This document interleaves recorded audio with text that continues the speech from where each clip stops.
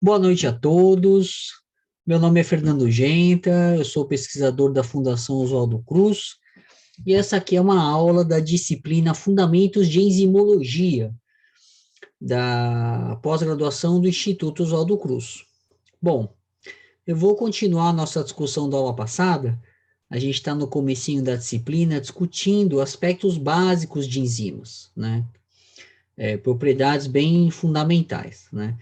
E a aula de hoje, o tema dela é coenzimas, né? O que se costuma chamar, né, de coenzimas, definição e alguns exemplos. Coenzimas foram inicialmente descritas como cofatores, né? O que é um cofator de uma enzima, de uma atividade enzimática?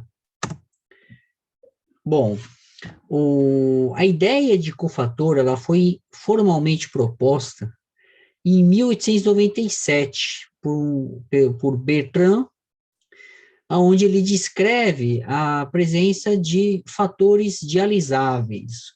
Do que se trata isso, né? Isso significa que uma determinada enzima, quando você submete a diálise, que é uma técnica, a gente vai discutir isso em mais detalhe na aula de purificação, né? Mas é uma técnica onde você separa ou remove de uma preparação componentes ou moléculas, né, de baixo peso molecular. Então, a ideia é que você tem aqui uma enzima.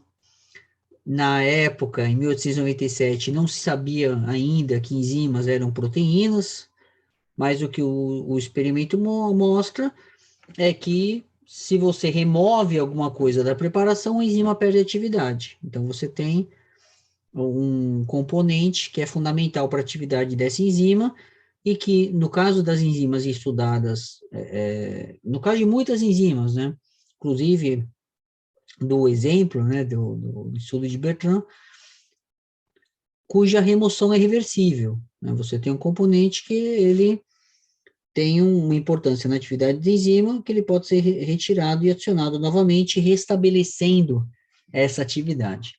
Isso pode ser descrito de acordo com, como nesse esquema aqui embaixo, né, na parte de baixo do slide, onde a gente tem aqui uma enzima ligada a esse fator, a enzima letra E, o fator da letra F, aqui formando esse complexo. Vão se acostumando com essa palavra, a gente vai usar muito, né, essa palavra complexo. Aqui a gente tem um complexo, então, entre a enzima e esse fator, formando o que a gente chama de forma ativa da enzima.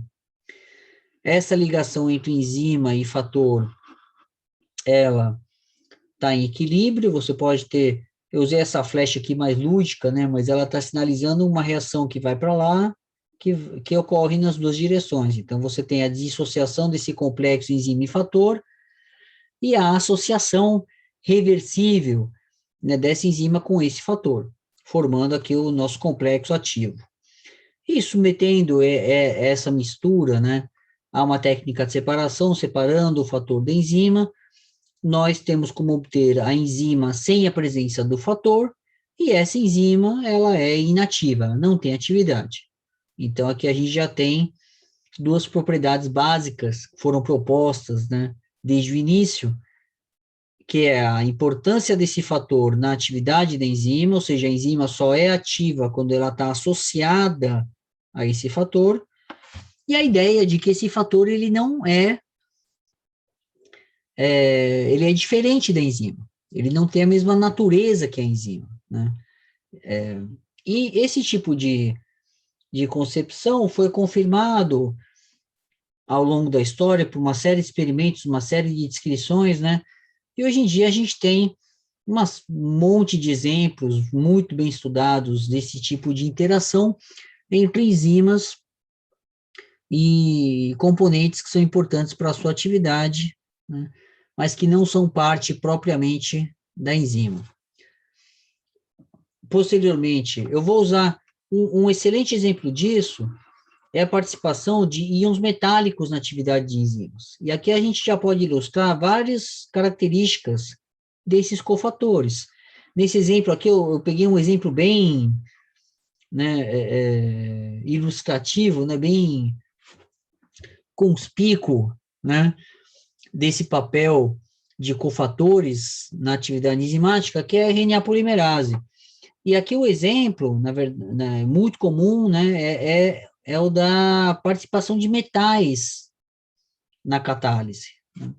Aqui a gente precisa colocar uma ideia a mais, que a ideia de que esses fatores são importantes para a atividade acabou se revelando como uma consequência do fato de que esses fatores, eles participam das reações catalisadas por essas enzimas.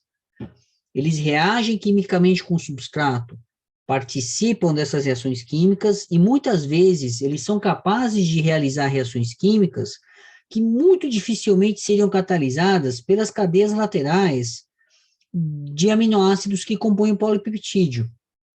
E aqui eu já introduzo mais uma característica. Esses cofatores, eles não fazem parte da proteína, não fazem parte da enzima, e eles têm uma natureza química diferente, eles não são peptídeos, tá? No caso de metais, isso está muito claro, a gente está falando aqui de íons metálicos, né? Então, aqui a gente pode demonstrar todas essas propriedades.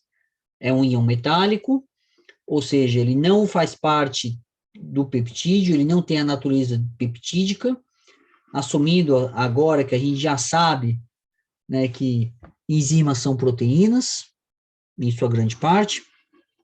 Esse íon metálico, ele está no sítio ativo da enzima, ele é fundamental para a atuação dessa enzima, para a reação dela com o substrato, ele participa dessa reação química. Então, aqui eu só estou mostrando, né, a presença, né, depois de escrever todas essas características, né, desse íon magnésio no sítio ativo da RNA polimerase. Ele é fundamental na interação com o substrato e na reação da enzima com o substrato, tá bom? Com uma das moléculas do substrato, né?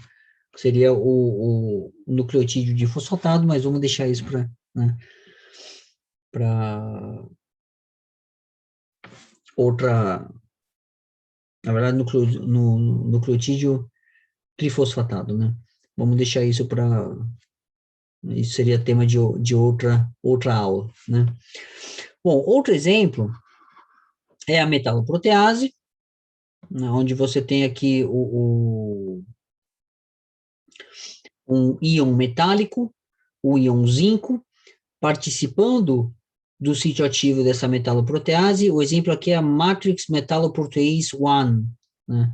É uma metaloprotease de matriz extracelular, né? No caso, é só o domínio catalítico dela. Mas aqui a gente tem novamente todas as propriedades de um cofator, né? De um íon metálico como cofator. Ele é um componente diferente do polipeptídeo, que se liga à enzima, é fundamental para a sua atividade, e a sua ligação se dá no sítio ativo da enzima, de forma que ele participa, né, da reação com o substrato. Nesse caso, a reação é uma reação de hidrólise de uma cadeia peptídica. Vale comparar com esses outros íons metálicos aqui do diagrama, da ilustração, esses íons cálcio. Esses íons cálcio, isso é uma coisa que acontece com uma grande variedade de enzimas, inclusive com íons de outras naturezas, né? É muito comum a gente ver íons metálicos que participam da estrutura da proteína, da estrutura da enzima, interagindo com cadeias laterais de aminoácidos, ajudando no enovelamento da estrutura, tá? No dobramento correto da estrutura peptídica. Em geral, nesses casos, esses íons eles estão associados muito fortemente à estrutura da proteína, tá? E muitas vezes a remoção deles causa o desenovelamento, a desnaturação da enzima. Então, não é uma reação reversível, tão reversível como a que a gente observa para os íons que estão no sítio ativo participando da reação química catalisada pela enzima. Tá? Tem a questão óbvia, né? Bom, não é óbvio, né, mas é uma questão bem né, lógica, né, de que resíduos ou grupos que estão no sítio ativo, por definição, vão reagir contra as moléculas, né, e tendem a ter maior acesso ao solvente, né, que está solvatando, né, essas enzimas. Então, essa é uma das explicações, né, para o fato de que esses íons aqui são removíveis, até intercambiáveis. Às vezes você consegue fazer uma diálise, remover esse íon, adicionar outro íon metálico de outro, né, de outro metal. Isso tem sérias consequências, né, costuma ter sérias consequências na atividade catalítica, né, mas isso é uma coisa que a gente consegue fazer com esses íons aqui, mas muito dificilmente, mais dificilmente, em geral, né, isso sempre tem exceções e variações, né, aos esses íons que participam no enovelamento da estrutura. Bom, continuando a nossa discussão, né, eu quero definir com vocês, mais especificamente, o que seria uma coenzima, tá? Uma coenzima é um tipo de cofator. Então, aqui eu coloquei essa expressão aqui, que o conjunto dos cofatores, que seriam todos os tipos de entidades ou moléculas, né, ou íons, né, que se associam a enzimas e que são importantes para a atividade. Dei o exemplo de metais, mas no caso em que a gente se refere a moléculas orgânicas, esses cofatores recebem o nome de coenzimas. Então, o conjunto dos cofatores contém, né, todas as coenzimas. Esse é o jeito de descrever a relação. Outra maneira de descrever é que toda coenzima é um cofator, mas nem todo cofator é uma coenzima, né? O exemplo aqui, claro, dos íons metálicos, né, de um cofator que não é considerado uma coenzima, né? Bom, por não ser uma molécula orgânica, né? Dessas coenzimas que são moléculas orgânicas, a gente acaba classificando elas em dois grupos, né, dois tipos, meio que dois arquétipos, com propriedades bastante bem definidas, que a gente vai discutir, que é os co-substratos e os grupos prostéticos. O que diferencia uma coenzima que é um co-substrato de uma coenzima que é um grupo prostético? Eu vou dar exemplos, né, e descrever as propriedades. Primeiro, falando de co-substratos. Um exemplo muito bom de co-substrato é o NAD, né, a nicotinamida adenina dinucleotídeo. Então, aqui a gente tem a nicotinamida, adenina, é um dinucleotídeo, e essa molécula, que seria esse cofator, né, essa coenzima, ela pode sofrer reações de óxido-redução, ocorrendo no estado reduzido, aqui, ou no estado oxidado. E ao reagir, né, ao participar de reações de óxido-redução no sítio ativo da enzima, de enzimas, né, de óxido-redutases, né, o NAD, ou NADH, acaba participando de reações de óxido-redução de outros substratos. Então, um exemplo clássico disso é o da álcool deshidrogenase, que está mostrado aqui embaixo, né, onde você tem, né, a oxidação de uma molécula de álcool, nesse caso etanol, para um aldeído, para um acetaldeído, ao mesmo tempo em que o NAD sofre a redução. Então, essa aqui é uma reação de óxido-redução, onde um dos substratos sofre oxidação e o outro sofre redução. Então, o NADH, bom, o NAD+, né, nesse caso, embora ele seja uma molécula que é classificada como coenzima, né, sendo um cofator não proteico que se associa ao sítio ativo da enzima e que é importante para a sua atividade, participando da reação química, ele dissocia com muita facilidade desse sítio ativo.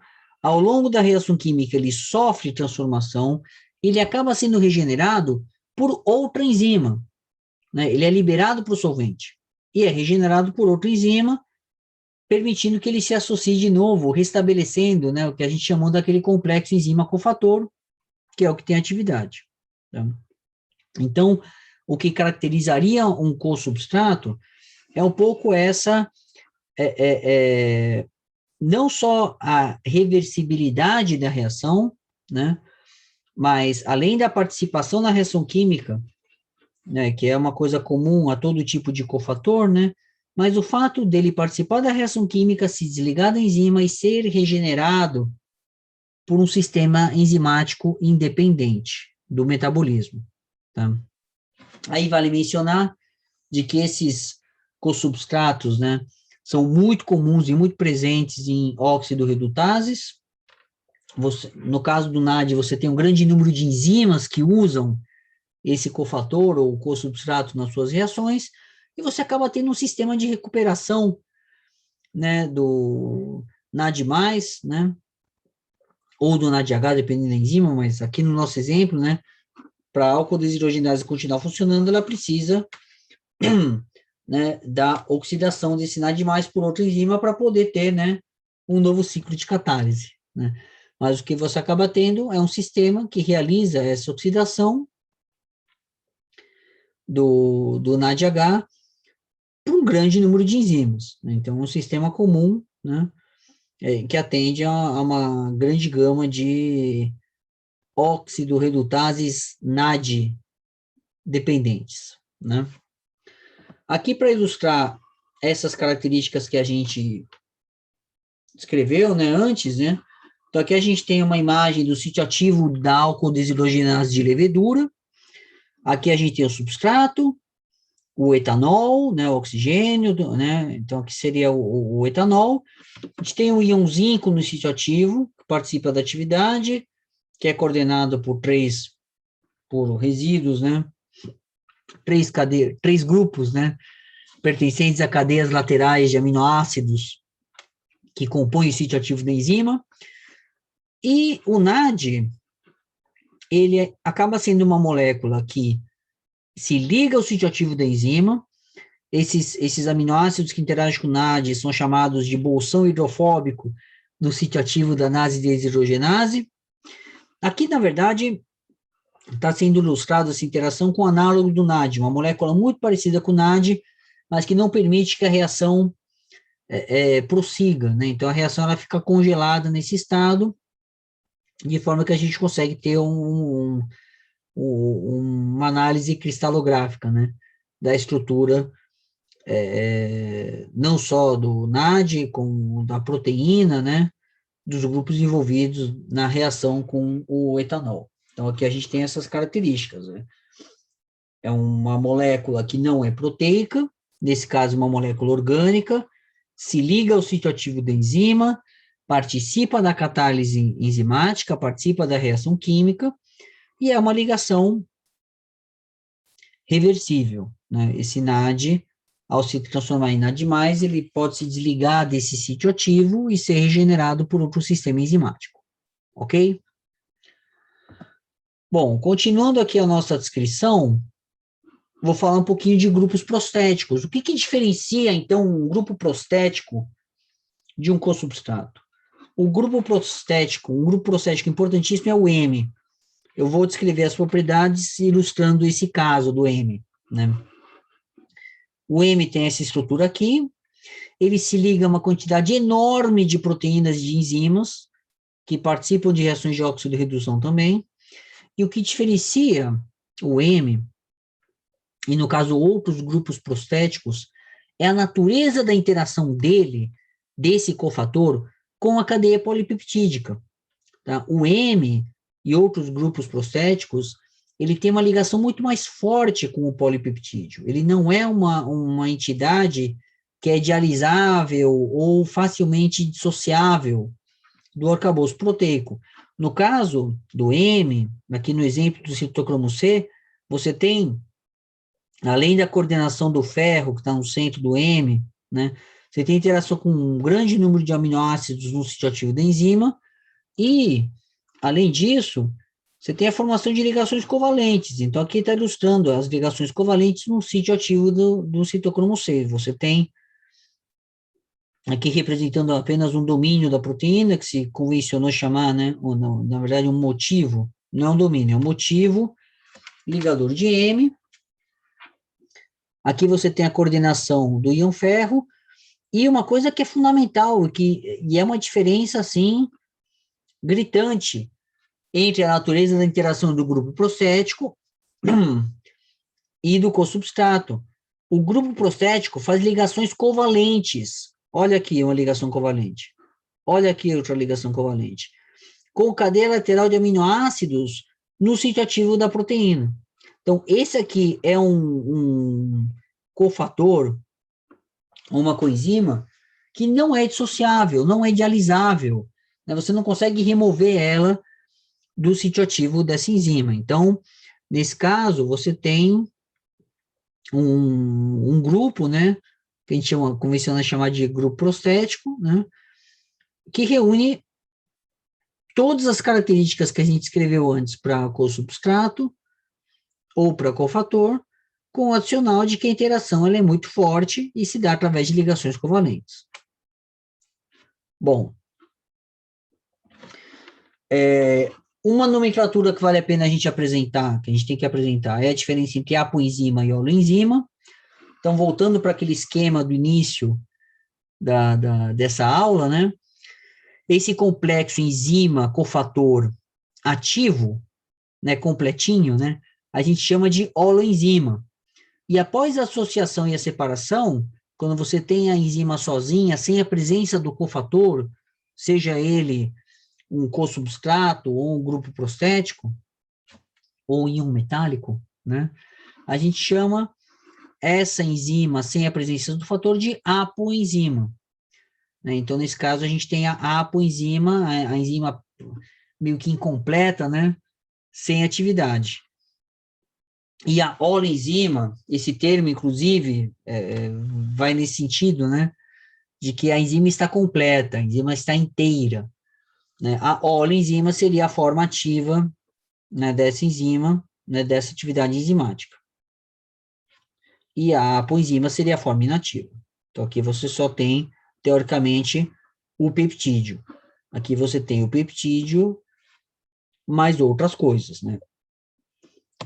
Bom, para finalizar a nossa discussão, é importante a gente destacar que um grande número dessas coenzimas que foram descritas como sendo moléculas importantes para a atividade enzimática, na verdade, elas são vitaminas. Elas foram inicialmente descobertas como vitaminas, e depois é que se percebeu, né, que elas tinham um papel importante na atividade enzimática. Mas aqui são alguns exemplos, na verdade, as coenzimas mais comuns, né, então aqui a gente tem as coenzimas, biocitina, coenzima A, cobalamina, flavina, ácido lipoico, nicotinamida, piridoxalfosfato, tetrahidrofolato e tiamina pirofosfato. Essas coenzimas, né, elas participam dessas reações enzimáticas no sítio ativo das enzimas que realizam essas, né, esses tipos de catálise. Então, a biocitina, ela participa de reações de carboxilação. A coenzima A, transferência de acil. Cobalamina, alquilação. Flavina, oxirredução. Ácido lipoico, transferência de grupo acil. Nicotinamina, como a gente discutiu, né, no caso do NAD, oxidação e redução. Piridoxalfosfato, transferência de grupamentos amino. Tetrahidrofolato, transferência de grupos de um carbono, de um carbono, um metil, né? E a tiamina, né, a tiamina pirofosfato, transferência de grupamentos aldeído, ou seja, um grande número de reações químicas correspondendo a uma infinidade de enzimas que usam essas coenzimas, né, como cofatores, né? Aqui vai variar se a natureza da interação vai mais no sentido de um co-substrato ou de um grupo prostético, isso vai variar um pouco. Bom, e o fato é que o organismo humano não produz essas moléculas, elas têm que ser adquiridas a partir do alimento, tá? E aí a gente coloca aqui a fonte vitamínica, e se você não se alimentar dessas fontes vitamínicas, né, a tendência é que você tenha uma doença grave, né, pela impossibilidade, né, das suas enzimas que realizam esse tipo de reação química poderem cumprir o seu papel catalítico, ou seja, você interrompe vias metabólicas inteiras, né? Você realmente inviabiliza o metabolismo daquele organismo se você não tem a presença de uma determinada coenzima, para poder ter aquela enzima com atividade enzimática, né, para você ter a holoenzima, né, que é capaz de fazer a transformação do substrato. Então, aqui a gente tem as diferentes fontes vitamínicas de cada vitamina. Não vou ler a tabela inteira, não tem sentido, mas, por exemplo, a coenzima A, ela é obtida no pantotenato, a nicotinamida é obtida na niacina, o piridoxalfosfato na piridoxina. Então, essas seriam as fontes, né, de alimentação ou suplementação que são necessárias, né, para que o organismo tenha essas coenzimas e essas enzimas, esses tipos enzimáticos funcionando. E aqui uma descrição das doenças que acometem uma pessoa quando ela tem uma deficiência dessas vitaminas e dessas coenzimas aqui, né? Para muitas delas, essa definição de doença não se aplica, ou porque é uma deficiência raríssima, ou porque nunca foi observada, né? De tão comum que aquela vitamina é, de tão presente que ela é em diferentes fontes alimentares, ou pelo fato dela ser produzida, às vezes, né, pela microbiota intestinal, né, sim, que a gente poderia chamar de tipo de simbiose, né. Bom, as que a gente tem classificação, tem descrição clínica, que tem estudos, e que, na verdade, muitas delas, né, a maioria das que estão aqui, acho que todas, foram fundamentais para a conceituação, para a descoberta de vitaminas, depois para a conceituação de coenzimas, né, e assim por diante, né. Então, aqui a gente tem a anemia perniciosa, que é a deficiência de cobalamina, ou seja, a deficiência da coenzima, né, da cobalamina, que é importante nas reações de alquilação, né, por enzimas que realizam essa reação. A pelagra é a doença que, né, resultante da deficiência de niacina, ausência de nicotinamida, para as reações de oxidação e redução, né? A gente discutiu, né, um pouco esse exemplo. Bom, aqui passando por outra, né, deficiência, né, de piridoxalfosfato, que também não é comum, e depois a gente tem aqui a anemia megaloblástica, que é a deficiência de ácido fólico, né, que é, né, um cofator importante para enzimas que realizam a transferência de grupamentos de um carbono, né, sejam eles, bom, aqui no específico o tipo de grupo, mas enfim, né. Sem dúvida você tem uma infinidade de reações enzimáticas que dependem desse cofator. E por último, o beriberi, uma doença clássica, né, que decorre da deficiência de tiamina, vitamina B1, né, que acaba sendo, né, a fonte vitamínica para a tiamina pirofosfato, que é um grupamento fundamental, né, para a transferência de grupamentos aldeído, né. Um grande número de enzimas realiza isso, e não é à toa que a deficiência de tiamina acaba resultando numa doença tão severa, né, como o beriberi. Bom, pessoal, isso era o que eu queria comentar sobre coenzimas. Espero que vocês tenham gostado da aula, e a gente vai continuar explorando alguns desses conceitos em mais profundidade nas próximas aulas. Um grande abraço a todos, um beijo, se cuidem e até a próxima. Tchau, tchau.